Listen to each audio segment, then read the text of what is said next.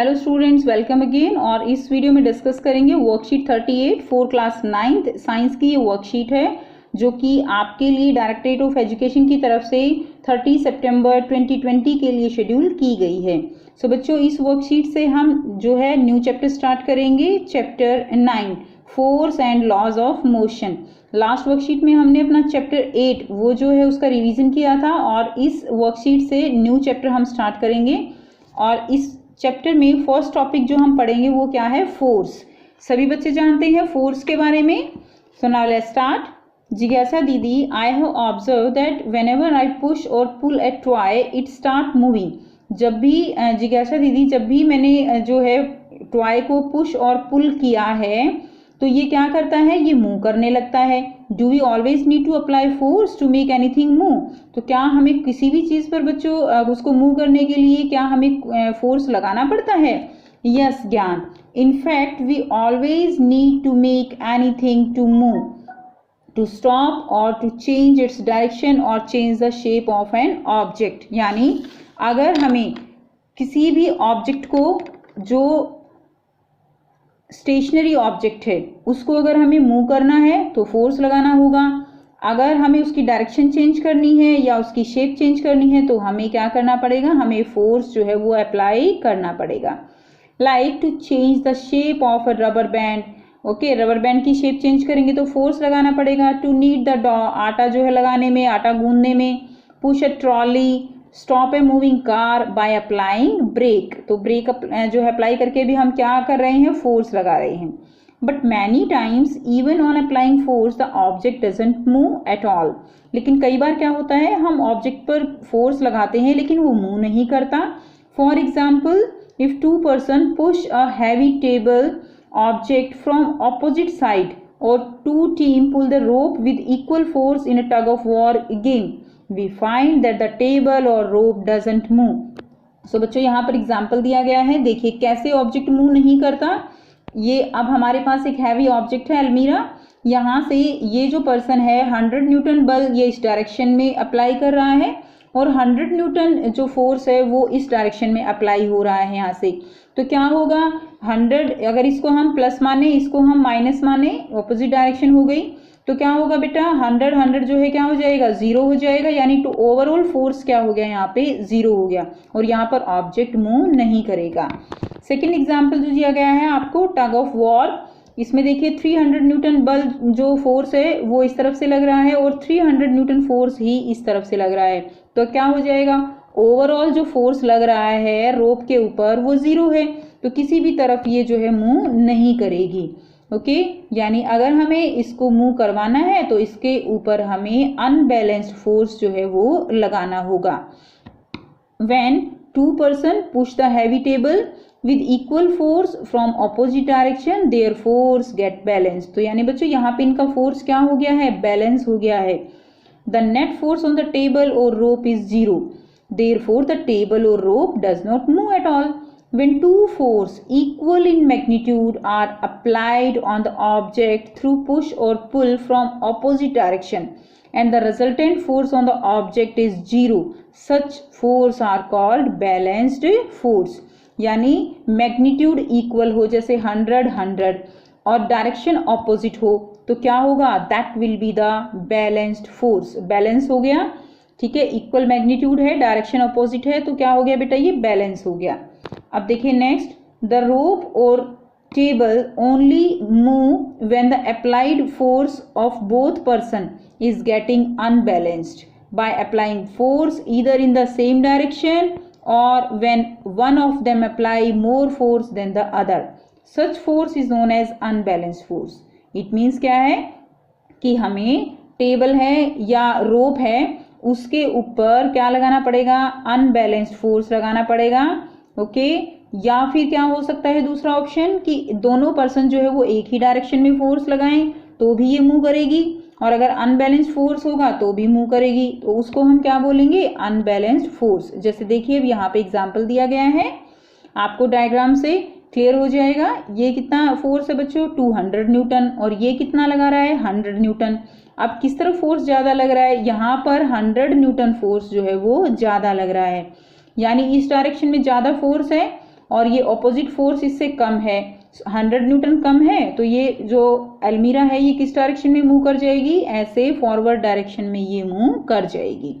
इसी तरह टग of war में देखेंगे, ये देखिए 400 न्यूटन फोर्स इस डायरेक्शन में लगाया जा रहा है, 400 न्यूटन फोर्स जो है ऐसे है और 300 न्यूटन फोर्स ऐसे है। अब किस डायरेक्शन में फोर्स ज्यादा है, इस डायरेक्शन में 100 न्यूटन फोर्स ज्यादा है। ओके, क्योंकि 300 तो इससे कैंसल आउट हो जाएगा, 300 से वो तो इक्वल हो गया ना, बैलेंस हो गया, जो बचा कितना वो 100 न्यूटन। तो 100 न्यूटन फोर्स से जो हमारी ये रोप है ये इस तरफ आ जाएगी और ये वाली टीम क्या हो जाएगी, ये वाली टीम विनर हो जाएगी। चलिए अब नेक्स्ट देखते हैं। तो ये फोर्स क्या हो गया बेटा, अनबैलेंस्ड फोर्स। यानी यहाँ से कंक्लूजन क्या निकला, कंक्लूजन ये निकला कि अगर हमें कोई भी ऑब्जेक्ट उसको मूव करवाना है तो हमें क्या करना पड़ेगा, हमें उसके लिए अनबैलेंस्ड फोर्स अप्लाई करना पड़ेगा। Okay, now a force never act alone, force जो है वो अकेला काम नहीं करता है, force always exist in pairs, हमेशा दो टाइप के फोर्स जो है वो हमेशा एक साथ काम करते हैं।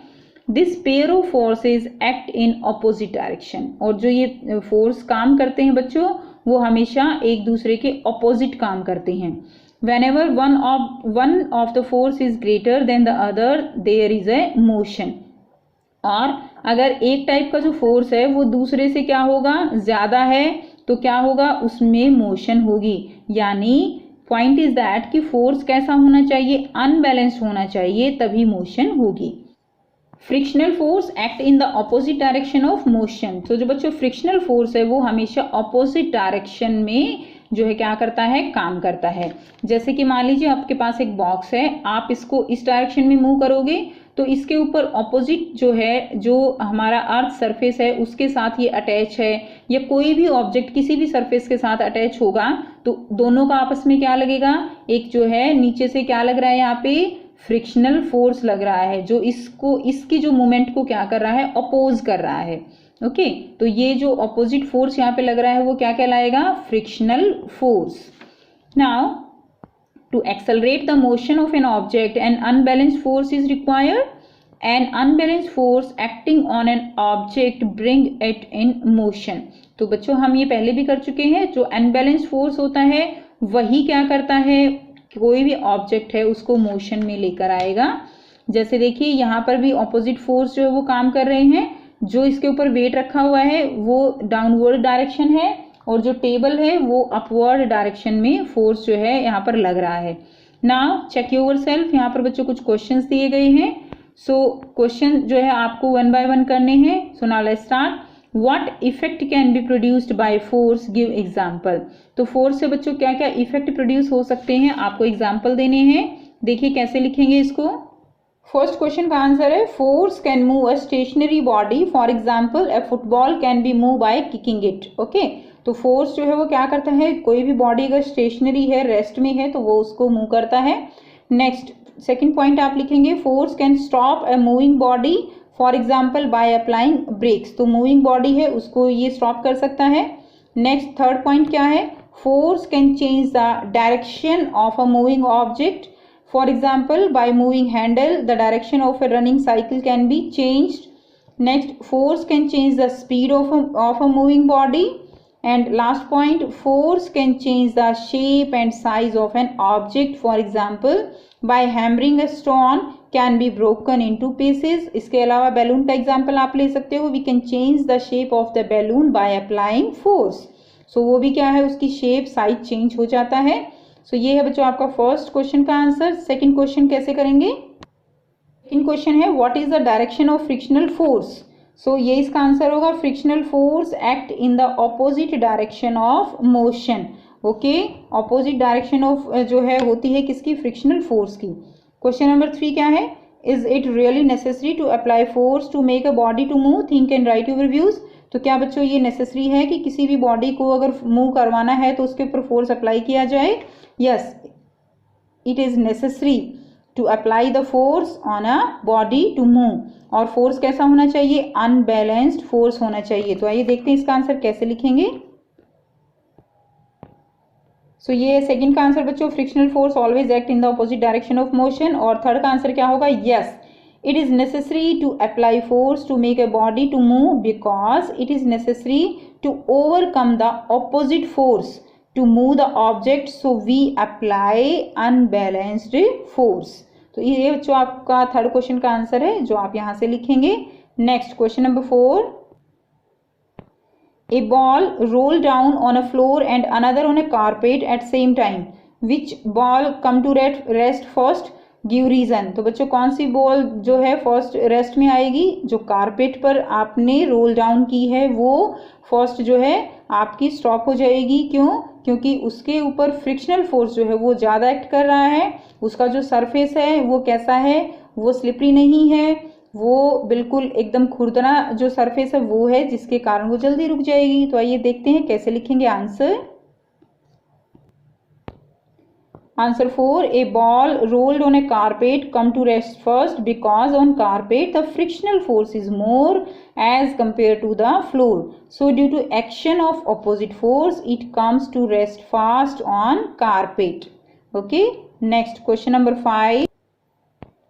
In the given picture what does two arrow represent with reference to force? बच्चों ये आपको दिखाया गया है डायग्राम।